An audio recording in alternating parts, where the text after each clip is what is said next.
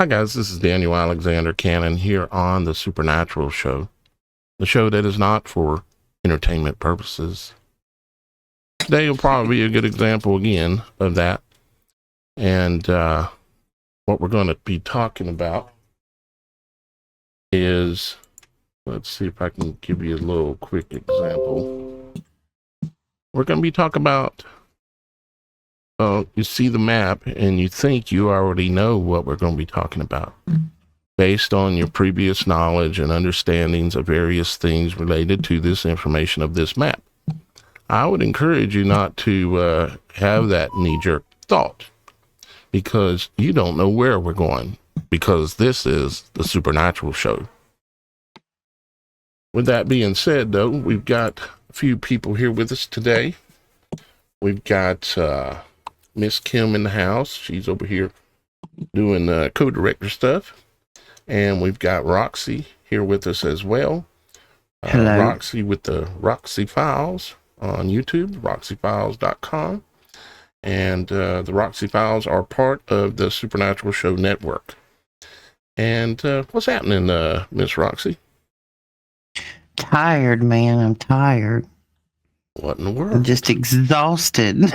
I have moved more belongings than any human should probably own.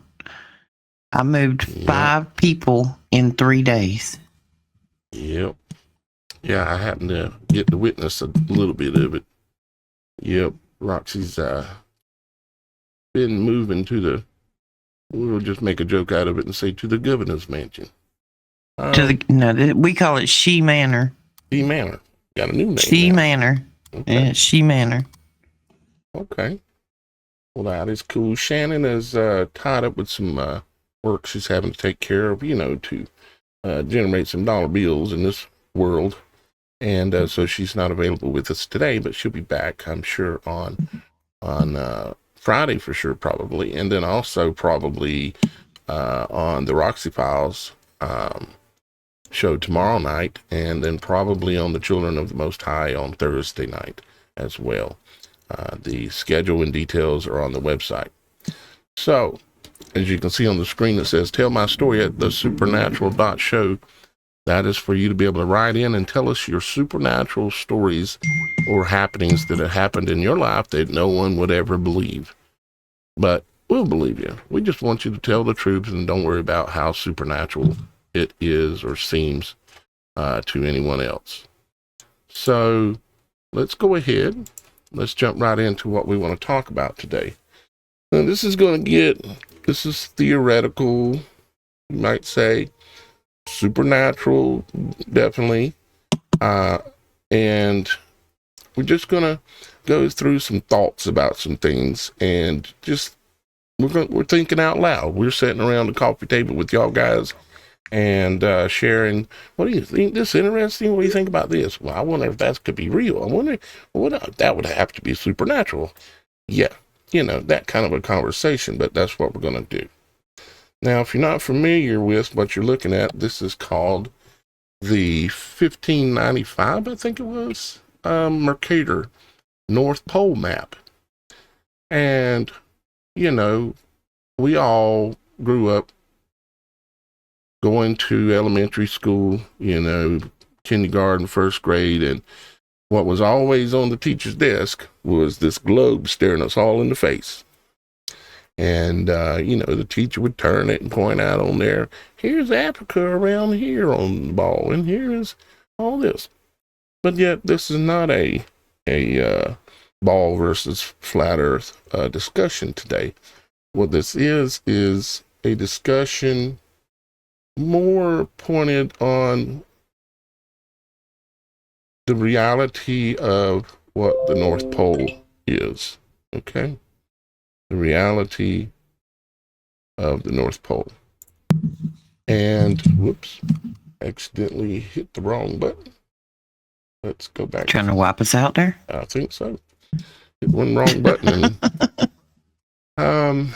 Okay, so there are books and old papers and even scriptural things out of the Bible that talks about the 4 rivers, okay, in the north. And Also, there's, you could even lean towards Garden of Eden kind of conversation or thought. Again, we're doing theoretical today. Okay, we're not. I'm not standing here saying you this is fact. What I'm saying is this is interesting to me. I'm seeking knowledge when it comes into certain areas, and so in order to stand a chance, you have to explore some ideas, and that's called theory. So that's what we're going to do. Now, it is said that according to documents from letters between ancient kings and the ones that ultimately first came to dominate the seas, okay, and they created ultimately a map called Mercator. Mercator is an interesting name because most people think Mercator is the name of a man. And I guess it could be, but I don't think so. Because it would have just happened to have been the perfect name for this man. You see, because if you break down Mercator, you're going to get Mercator or Mercator. Mer is a word like mermaid or marine, words that are related to the oceans, the oceans of the world, okay, and specifically what's in them. Like in mermaid, there's a maid in the mer, there's a maid in the oceans, okay. In this case, it's mer, as in referring to the oceans, and then it's cator, like locator. If you wanted to do it that way, you could say locator, like a locator, okay, meaning locating the waters of the world. You could go down and break it even more in the fact that it has the word tour on the end. Of course, tour is a word meaning to tour something, like to go on a tour bus or to go on a tour of Italy or to, and so it's easy to see that the word mercator is actually a description of the attributes of this map and probably not an actual man's name. But maybe it is, maybe it ain't. That's just my looking at the word in a greater understanding. Now, this map, in case you've never really looked at it that much, you've got these, what looks like this circle in the middle here. And you've got these, what looks like 4 virtual islands. Okay. And then you've got 4 rivers. And you've got all these little inlets, like little fingers. Okay. And if you go digging into the history of the old letters and stuff that supposedly exists out there, again, I can't swear to all of it, but what is said that is happening here is that the waters actually flow inward in these rivers. All these inlets or fingers, the water flows inwards to the north. Okay. Of course, salt water is very can be affected by magnetism as well as electrical things, which are tied to magnetism, of course. And if this is a true North Pole, of course, you would think, well, maybe it would be attracted to it. But then where's it all going to go?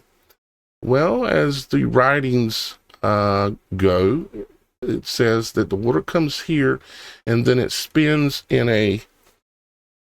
like a funnel, okay, or a whirlpool, okay. It is said to come in here and spin in circles around what is called Rupus nigra, okay, and meaning black rock. Supposedly there is a giant, very large rock or mountain that is black that reaches the clouds in the center here. That's been documented by a lot of ship captains and explorers that went into these areas when it was still allowed to go here, because you and I can't go here. It's protected just like the Arctic wall is protected. And so when I look at this, the way some of you know me, the way I'm going to look at this is, if this is real, then it exists symbolically somehow within the human body, because we are in the image of God. And I also believe that we are in the image of creation, or rather creation in the image of us. So there was a while back, I was doing some research, and feel free to jump in at any time, Roxy, or I'll just keep talking. But a while back, I was doing some research about the human body and the arterial systems that are in the human body. Like, for instance, the human heart has 4 arteries. Just a quinkadink, of course. Just happens to have 4 arteries. But then I consider the heart to be what's called a point of creation in the human body. Okay. And there's also other points of creation, meaning, you notice how this right here is a circle. Let's pretend that this is a man's breast or his pec. You've got the circle, and then in the middle you have the thing that sticks up called the nipple. Okay. And that is a point of creation where something can come through or go through. In this case, apparently water's going through, but then also something I think is coming out. And that is energy in the form of northern lights. Okay. The spark, the fire of the heavens, I do believe likely, theoretically, I'll throw that word in there, is likely coming from this area of the north. Okay. And so if you look at, let's say, the human eye, because the eye looks like this too, the circle with the pupil in the middle. Once again, imagine that. And the eye has what? 4 arteries. Imagine that. Guess what the breasts on a man and a woman both have? 4 arteries. And then if you look at the female and male reproductive systems, because they are certainly portals too, something can go in, especially for the female, something can go in and something might come out like a baby. Okay. And so you have there as well, point of creation, absolutely. And it very much, again, could be is symbolism for what we're looking at here. So it's all over the human body. Even the hands and the feet, the soles of the feet, they all have 4 arteries running to these things. So it just happens to be that they depicted this map that happens to look like a point of creation, like a portal, and just happens to have 4 arteries. Of course, it has a lot of little feeder veins, and other little areas that flow, but they all come together into the arteries. And the waters of the world flow into them, is what's said. And then it comes here into a whirlpool, and then they say it goes down into the bowels of the earth. Kind of like you drinking some water and it going down into the bowels of your bowels. That kind of a thing. And so we're going to look at this and connect a lot of different things. But let's check in with Roxy, because I tend to talk too much. What are you thinking, No, Roxy? you would never get long-winded. No. Only like 2 or 3 Hello, hours. everybody. I am here. I'm sorry, I was kind of sidetracked. Got a text from someone who's watching the show and gave me a word, and I'm kind of down that, which has something to do, with a lot of things we've talked about, and noble gases and aurora borealises. Sonoluminescence is where I'm at. But anyway, sono, it's actually sauna for sound. When a sound wave interacts with a gas, it can, anyway, it's a long story. Sorry. It can excite the gas and create a glow, right, like a northern light. Right. It's an ionizing sound is basically no different than light. They both are perturbations that flow like the oceans, the waves on the oceans. The water doesn't actually really move much. It just pushes the next group of water. That's how light flows. That's how sound flows. It is in waveforms, just like the oceans. All things in our world and in our bodies and in the heavens above are simple. They're not complex like science tries to make them.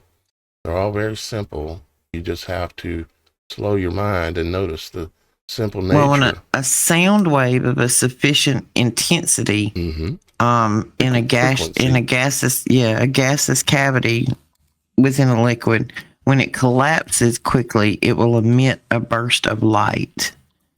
And that's a portion of our thing in the north, which is where my text come from. The north, sir. Well, the north is an interesting thing we happen to be talking about today for a number of reasons. Many reasons. Many reasons. Many reasons. And matter of fact, we're even going to talk about Santa Claus. The what's the word I'm looking for? The blasphemy, alteration, up is down, black is white, opposite. And talk about why did they say that Santa Claus was from the North Pole? And what does that even mean? Of course, pole is a reference to many things, but it's magnetism. And Rupus Negre would be that pole. Now, I also look at this and I wonder if this entire thing, including Rupus Negre, was likely a tree. Maybe even the tree, the mythical tree from the Garden of Eden. And no, I'm not saying that's fact. I told you from the beginning, this is theory. Okay? Now, if it becomes fact in my mind, I'll tell you. But right now, let's just say theory, okay? But we look like these mountainous areas here, these 4 areas, 1, 2, 3, 4, they are said to be plateaus. Mountainous, some areas rough, but plateaus. And so they're flat on top. Now, you see, because around the edge, you can see it looks like mountains that you got to climb. But they didn't put mountains in here. It's all flat. But in here in the very middle, there's a mountain depicted. Is that all mistake? Was the map designer, if you look at the other parts of the map, let's see what he chose to do. Over here, there's mountains all over, showing where there are mountains in that country, okay? In a lot of cases, are the ancient trees of the world, the remains of those ancient trees. If you're not aware of that knowledge and information, I'm sorry to impose on your reality, but it is what it is. But I'm looking at this, and this is ringed in what looks like kind of like mountains where you'd have to go up. And then once we get on top, it's flat, like a tree stump. So I wonder what's going on exactly here. It almost looks like we got a tree inside of a tree, or a tree in the center of a garden area. Because the tree of good and evil in the Garden of Eden is said to be specifically, and the word exactly is the midst. Define midst. You'll find out it is the middle. Okay. I see you on the website there. The middle, the midst is the middle. Well, if you're what's in the middle of your forehead? In the middle of your forehead. Your forehead? What's in the middle of it is the cristagalli. Okay. Or the ethmoid bone. But how are you looking at it? I'm looking at it from in exactly that way. I was sending a text and I hadn't quite thought about it like that. Where your cristagalli and your pineal and all of this is located right there, right above your eyebrows in the center. That's in the center of your forehead. Right there, you have a rock in the middle of 4 quadrants with 4 rivers coming in right into the center. You do, because you have 4 arteries that run up through there and come and feed that whole area. You have 4 rivers coming into the head, 4 arteries, just like you have going to the heart and other places in the body that are points of creation. Very good, astute observation, Grasshopper. Somebody said something to me, and yeah. I know. Santa Claus is talking to you. Or should we Ain't say it? the opposite of Santa Claus? Yeah, the opposite. Yeah, okay. So let's go ahead and let's click through and let's look at a few other things here. See what we see. Oh, how'd this get in here? Oh, wait a minute. That is a full solar halo that looks like a point of creation, a circle with a point in the middle that is highly energetic, just like in this image. That's the sun. That is highly energetic. It is a spark. It is the fire that is flowing out from it. And how many, as you notice, there is a circle around the center, an energetic circle. As this rises, you would see the circle is a full circle. And then you have to say, then what's the deal? Well, you have 4 energetic rivers flowing out even from that. You have one flowing this way and that way, that's 2. And then you have one flowing up and down, that's 4. That is in the image of that. Is it not? Mm-hmm. Mm-hmm. Mm-hmm. It is. Now, My brain's on fire. I'm sorry. I'm sure it is. Don't put it out. Let it burn. It's okay. Mm-hmm. Now, I happened to pull up and looked at these guys, BlackRock dudes, right? And because, these guys control the currency, the current, the flow of water, money, all around the world. Do they not? They are one of the largest controllers of money in the world. Oh, that's right. They do control the currency and flow of the current, that runs along the bank and, in the world and feeds everything, including, hopefully everybody can see the symbolic nature of my language. Now, inside of the BlackRock building, of course, as you can see here, looking inside, there's a cube, a square inside of a square in there. They are looking at it from the cube of Saturn, like inside, in the midst of a torus when it's spinning, a fifth dimensional. Well, let's start it at a three-dimensional or even fourth-dimensional cube is rotating inside the center energetically of a hurricane in the eye, and also on Saturn, according to them, if they've showed us any pictures that are real, which we're not sure because they're liars, and we tend not to pay too much attention to liars. But we do watch what they do and don't listen to what they say. So now I think we should look a little closer here. So you got the entry to this building. It has all this amber glass here in the front. It has the gateways to go in have 4. It has 4. They're forked. There are 4 turnstiles in there. And you say, well, that's normal. Does something being normal not mean you shouldn't observe it? Of course you should.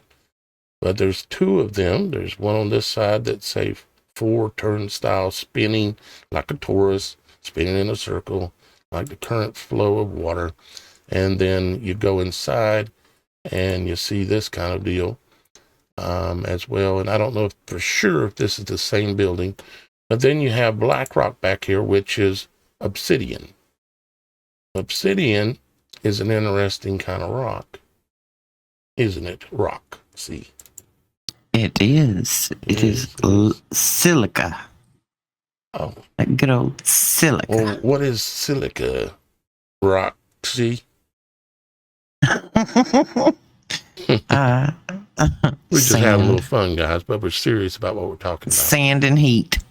Yeah, it's formed by sand and heat or fire, right? It's sand formed into silicone or silica. Okay, now this one is a very interesting one because it was found on a beach near Nor, meaning north, Wicca, meaning like magic or a very magical area, you might say, Nor Wicca cat.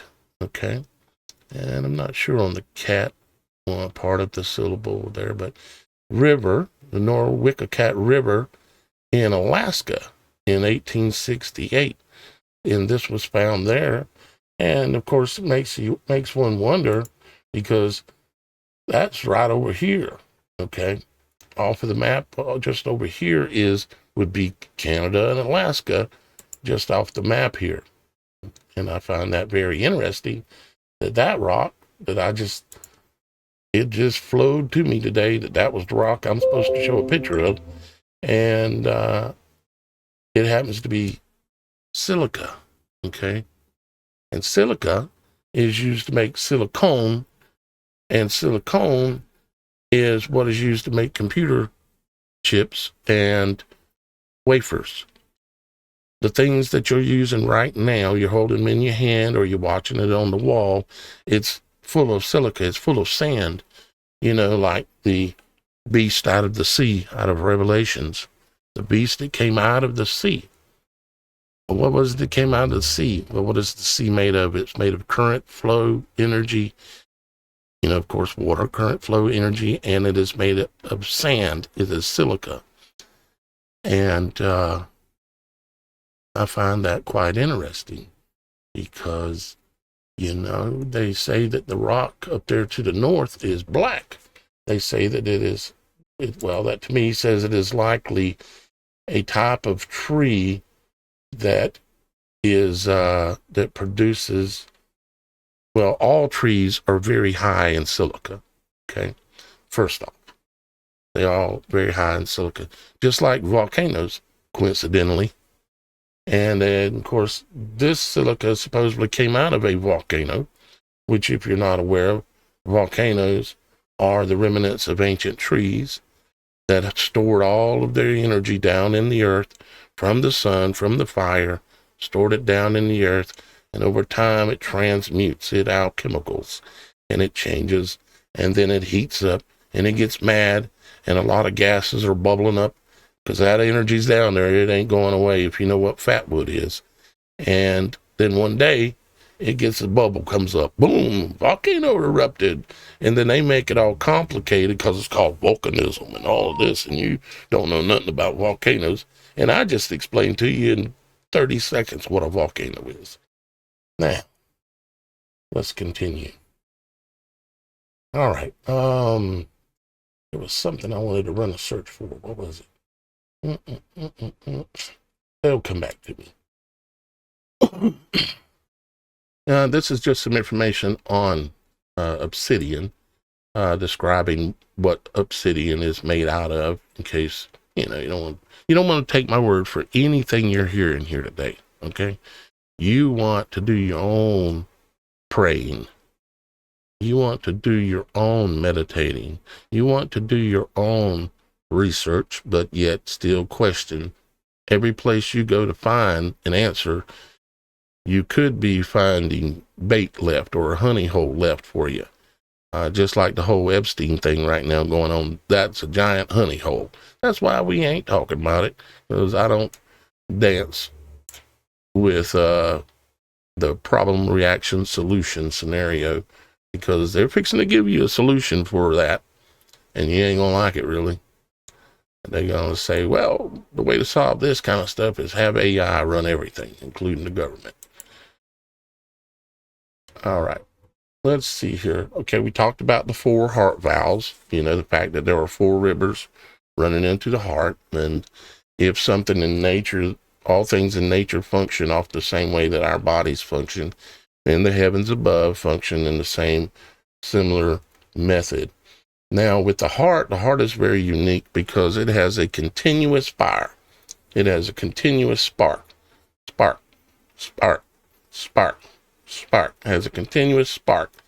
Just like the Northern Lights are there all the times, yet sometimes on special occasions when something special is happening or going on, we can see them.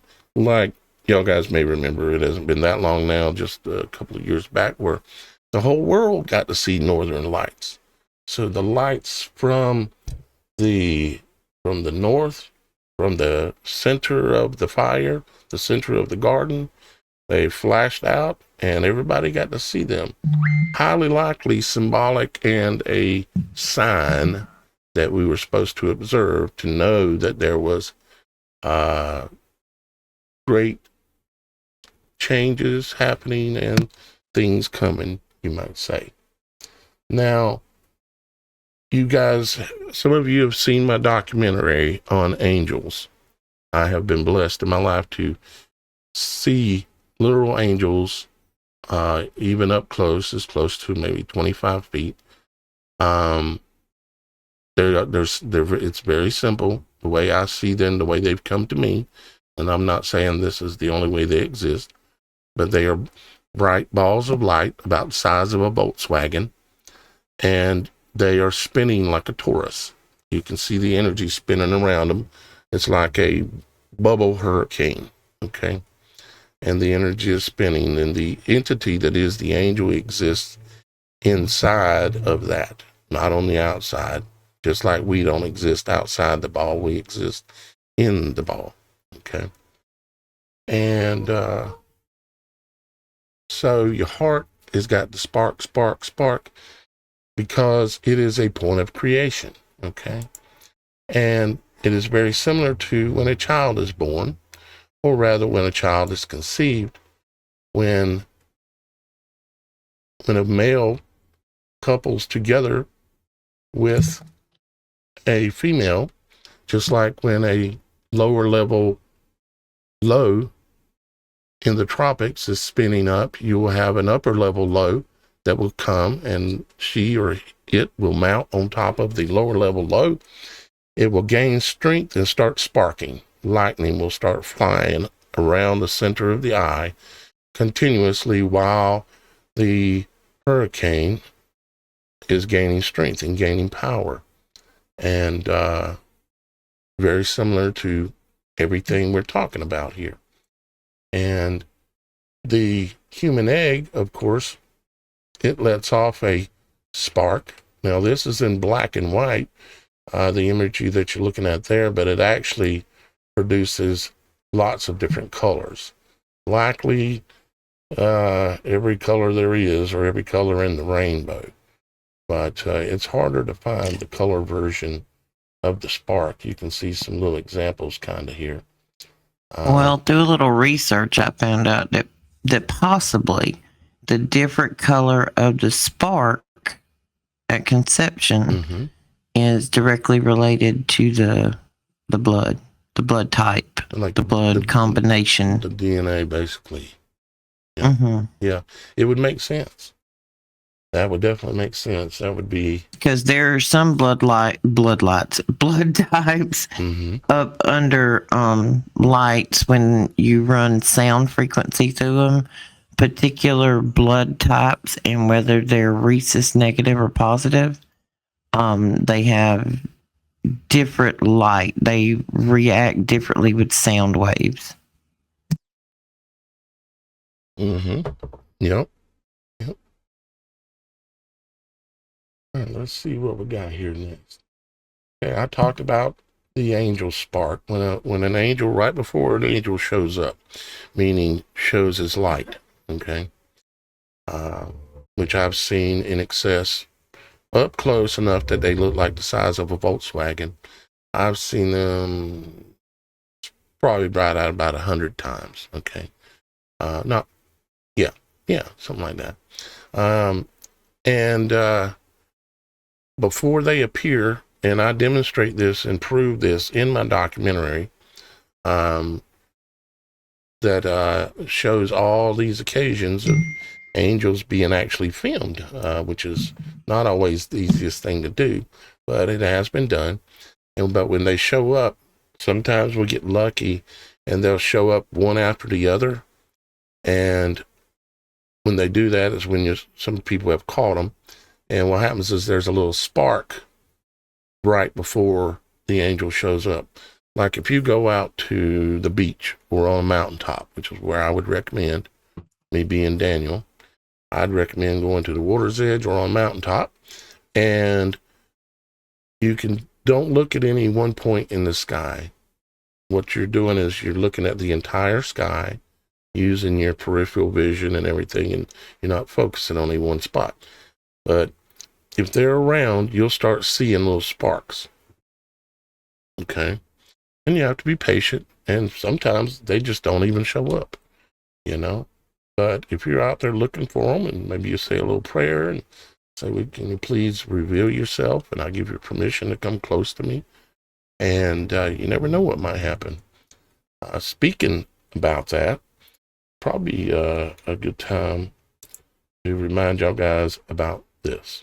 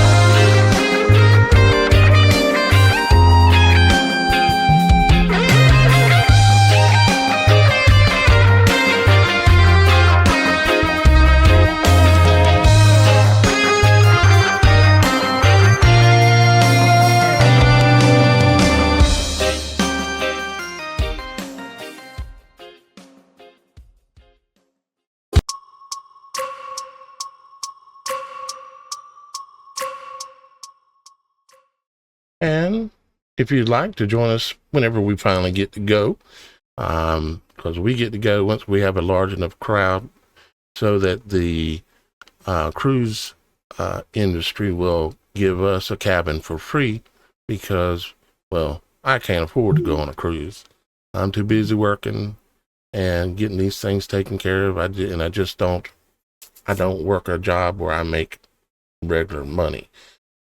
So I get to go if y'all guys go. That's how it works. And we've basically got enough people to go, but we need to grow it still a little bit more. So we're going to keep promoting it. And you can go here on the website, click on the Angel Cruise, and come here and fill out the pre-registration form. And that's all it is it's a pre-registration form where it's saying that you're interested if it works out for you.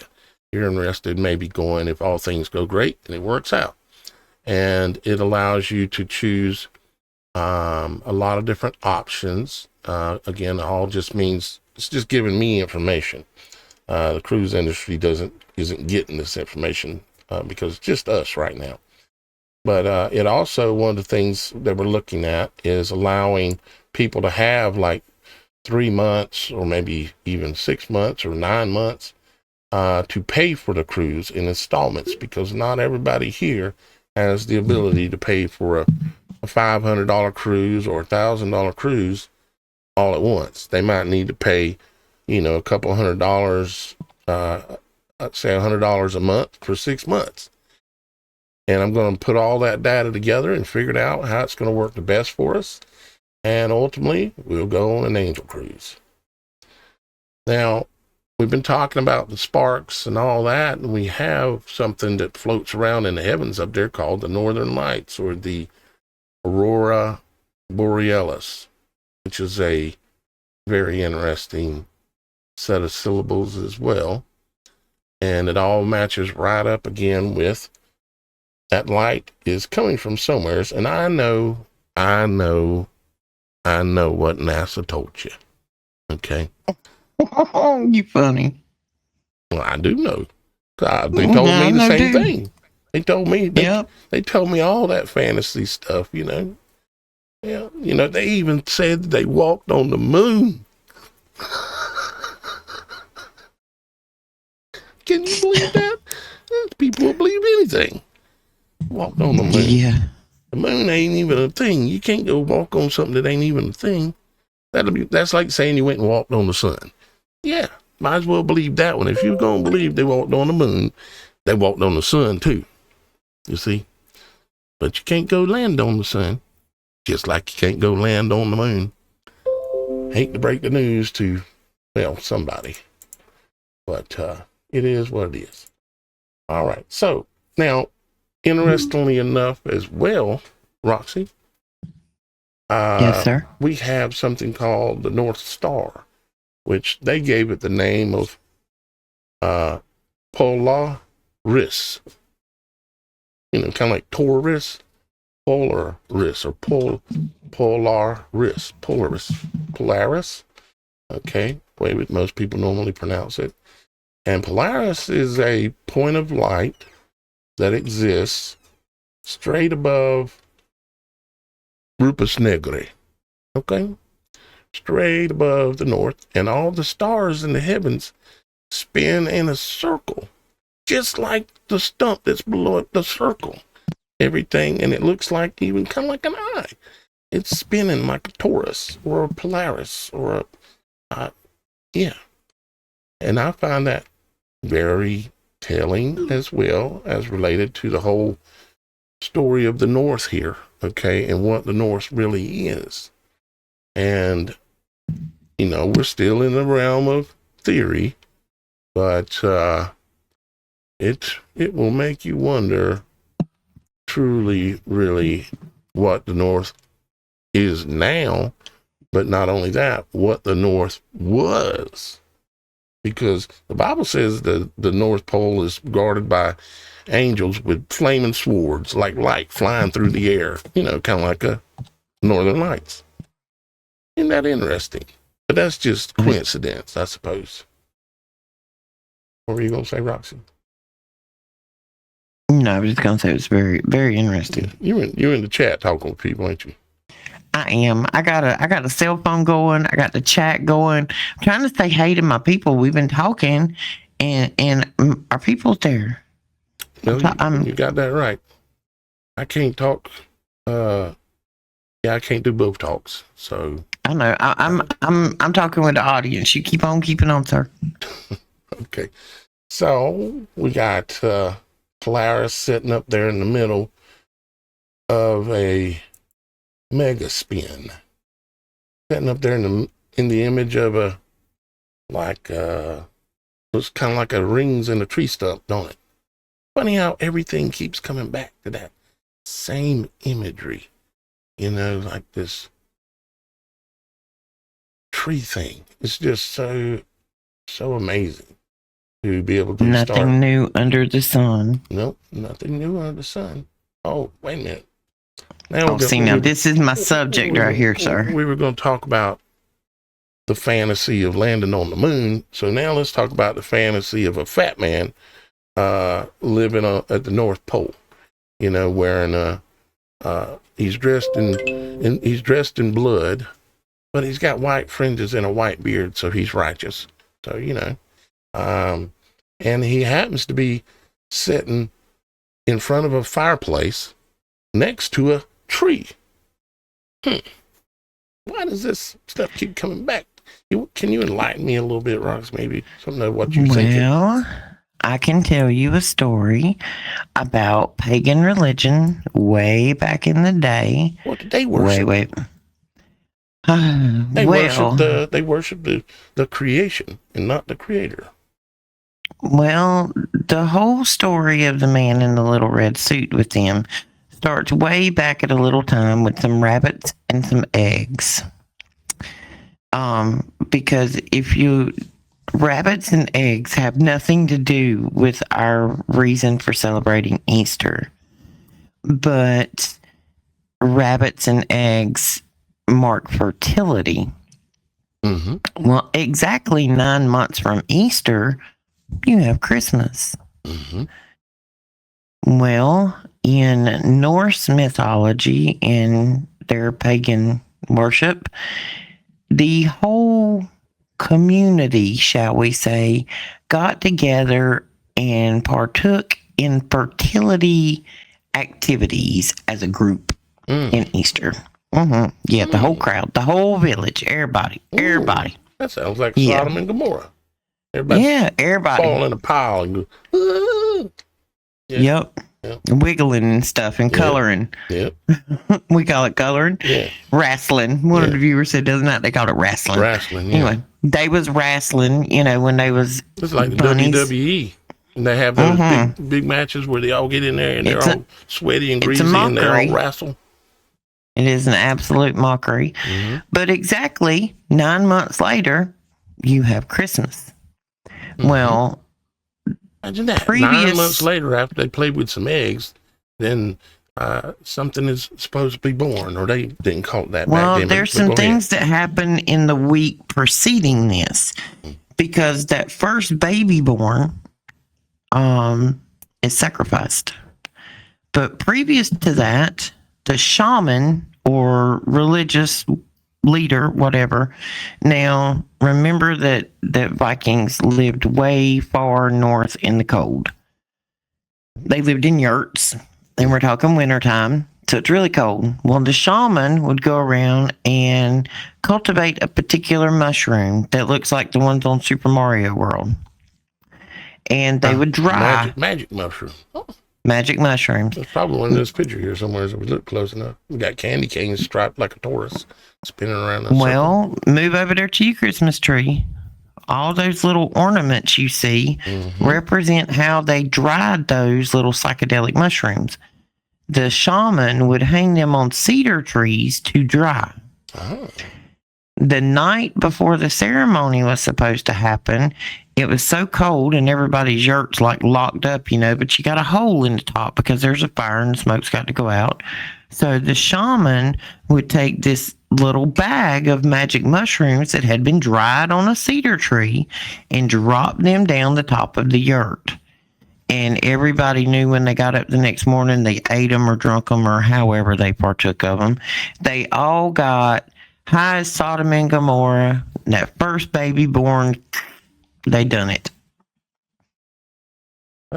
Your shaman is your little man in red who cultivated the magic mushrooms on the cedar tree. They were decorated all over it like ornaments. Once they were dried, he delivered them in the hole in the yurt. Then everybody drunk it, and they got rid of the first kid born since the bunny and the egg event. Mm-hmm. That sounds like quite the celebration. Evil. Yeah. I also find it interesting too that this Santa Claus character, he has slaves that make toys to distract children from being taught actual truth, because the whole idea of Santa Claus is all based on fantasy, where you have to be asleep to believe it. And I find it interesting too, because we've been talking about fire. We've been talking about a tree at the center of the garden. We've been talking about a toroidal, like the water spinning around the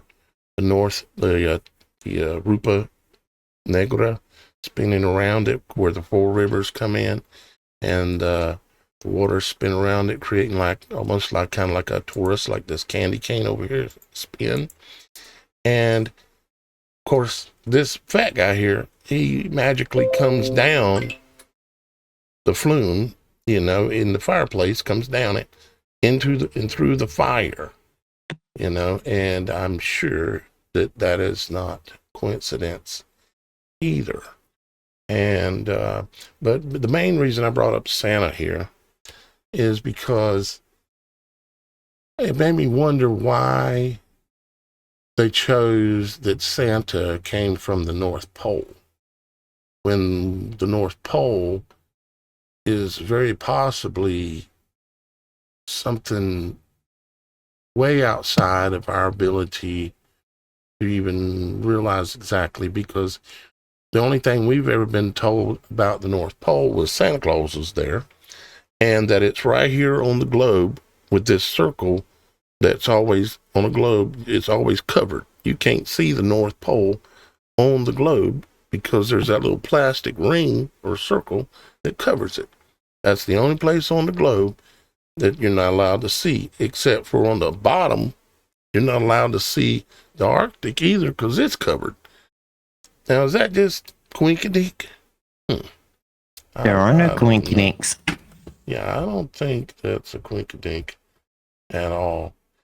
And you were talking about the mushroom thing, and I've heard that if you consume any kind of psychedelics like that, that everything gets nice and bright and shiny and magical, you might say.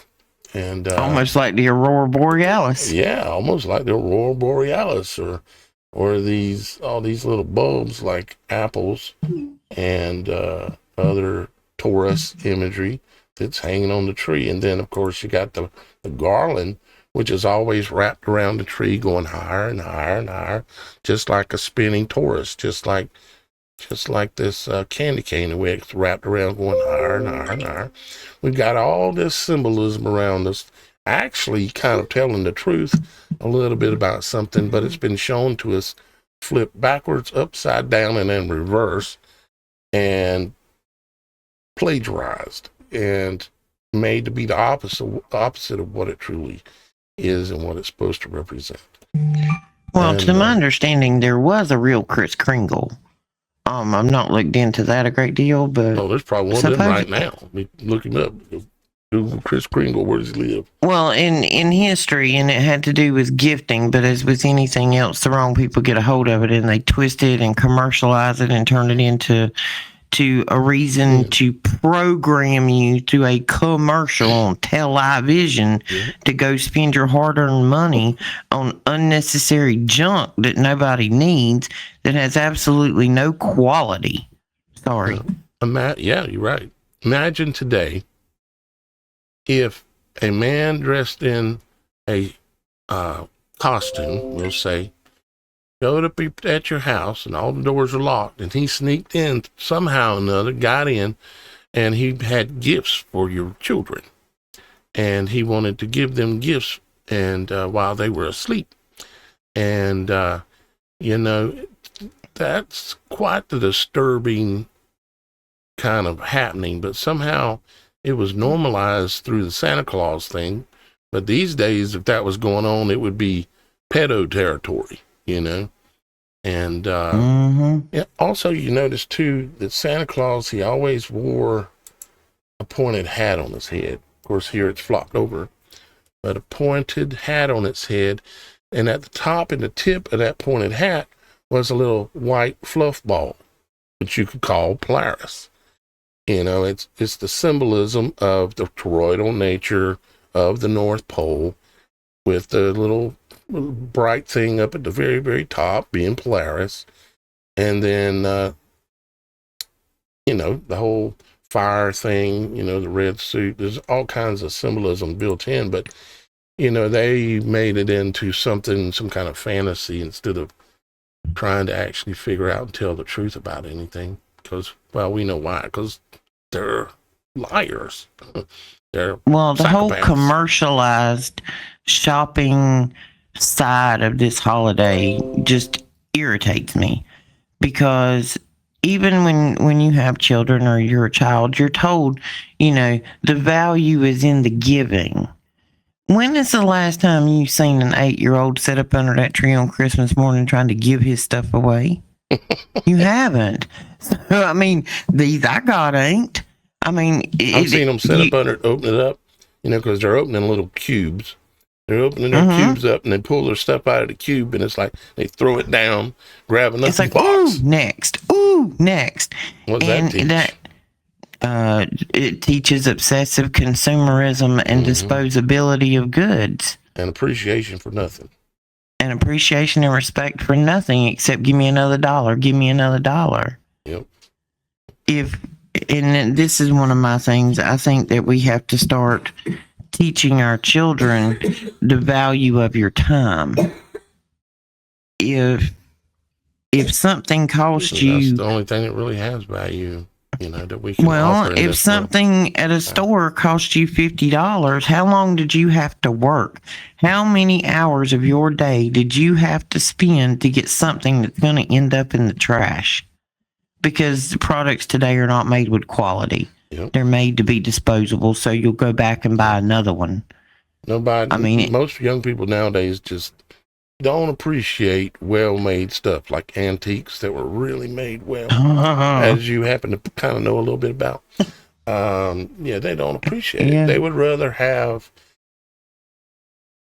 something they maybe seen on a commercial or promoted or something like that, even though it's of lesser quality, and maybe even the one that they could get that was quality is actually free and exists already all around them, but they would rather pay for something of lesser quality due to the marketing and branding that has been built into their minds through consumerism and getting gifts and saying next. Well, I seen this a while ago, and you talk about rebranding things, and you could get things that were already for free, and some people will buy that same free thing and pay way too much for it. Does anybody know what paprika is? Have you ever seen a paprika tree or a paprika bush? Nope. What is paprika? No. As a matter of fact. Paprika. Oh Lord, here we go. I learned this from Cat Williams this morning. It's dried bell peppers. Paprika is dried bell peppers? When the bell pepper dries up and it's not fresh looking and you don't want to use in a salad, they literally dehydrate it, grind it up, and sell it to you as paprika. I thought that was potpourri. No, that's paprika. Kind of a similar name, kind of a similar thing, grinding up junk and calling it something else. Yep, they just rebranded it and put a new name on it. It's bell peppers. That's crazy. It's ground up red bell peppers. Well, guys, today we are going to leave you wanting more.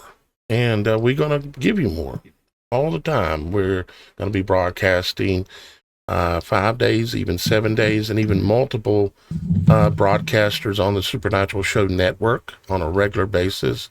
We've got a lot of work to do, and on top of having a lot of work to do, we've got to have a lot of help. Right now, we've got some people that we are onboarding. We've got a lot of work to do to get them lined up and going and broadcasting. Some of them already are broadcasting, but get them into the network. We'll be announcing all the ones that are coming on here in the very near future. But at the moment, we've got kind of a hold on that at the moment, and a hold on bringing on new help, helping us do various things. Because the network is growing. It is growing quickly, but we've got to catch up on work, and we'll be bringing information back to you, announcing a lot of things, and also asking in the near future for more help. But for the moment, we got to get this organized and flowing good, running good, running on all 8 cylinders, which would be better than what my car's running on right now, about 6 or 7.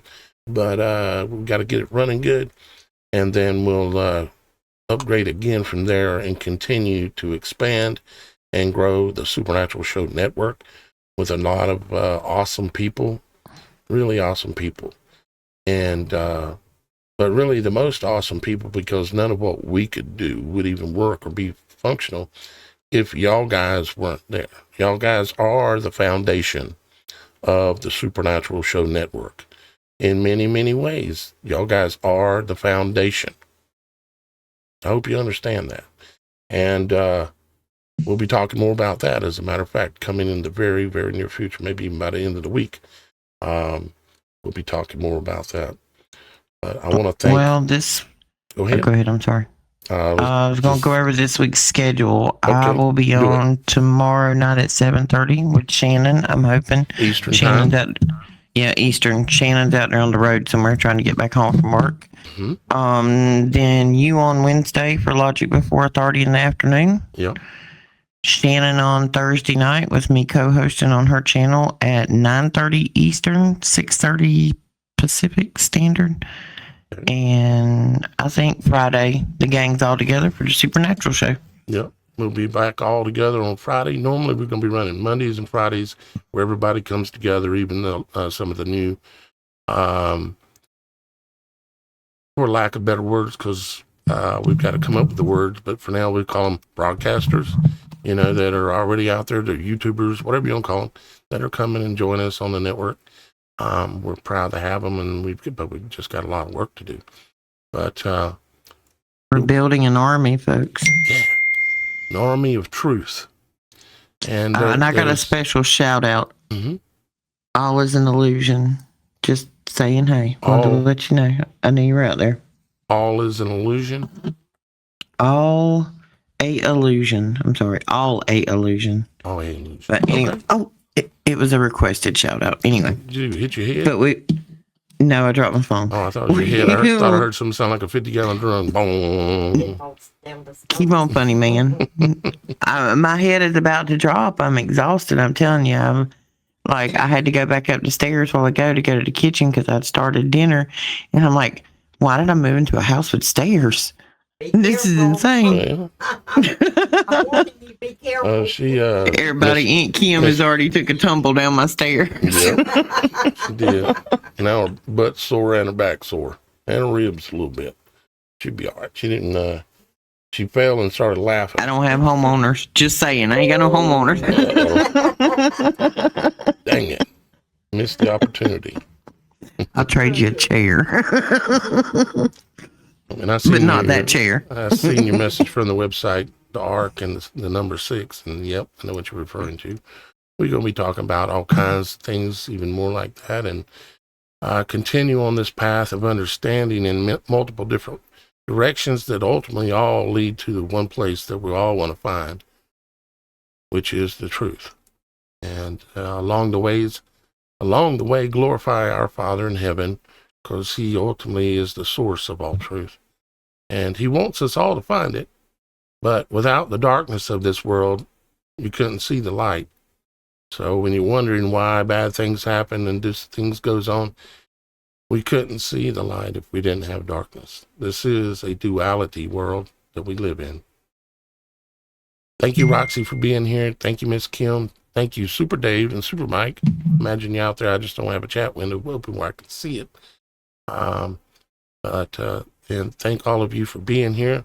All of you that are the foundation of the Supernatural Show, and that as you, the viewer, we love you. Our Father in heaven loves you, and we'll see you again. Roxy, you'll see you tomorrow. I'll see you on Wednesday. Shannon will probably be with Roxy tomorrow. Well, you heard the schedule. We love you. Bye-bye.